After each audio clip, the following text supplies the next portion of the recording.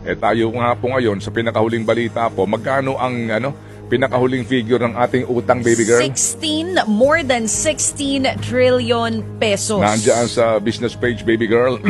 Okay, nandiyan mismo, klarong-klaro po ito na sa ngayon tumaas ng 10% ngayong taon yung utang natin. At asahan din po natin dahil nga sobra-sobra po ang inilaan na budget, bagamat kulang ho ang kikitain, so dalaki pat dalaki ito. Ito ho, malamang abutin to ng 20 trillion bago matapos ang administrasyong Marcos. Sa dami po at sa laki, naandyan yan, baby girl, sa business page ng mga diaryong hawak mo.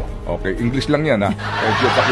16.02 trillion pesos as of October po yan last year. Okay, yan ang sige. pinakahuli. Opo, sige nga. So, ito ho yung laki ngayon ng utang natin. At lalaki pa ho ito kasi nga dito po sa ating budget ngayon na sobra-sobra, di ho ba, doon sa kikitain natin at napakalaki ho ang na naman, mga kapatid, ang inilaan po sa infrastructure daw na sabi nga ni Ginoong Diwa Gunigundo, anong quality ng infrastructure project ito?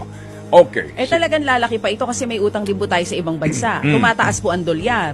Kaya tataas talaga yung rate ng utang natin sa pagtaas po yan ng dollar. Okay. Though yung bulk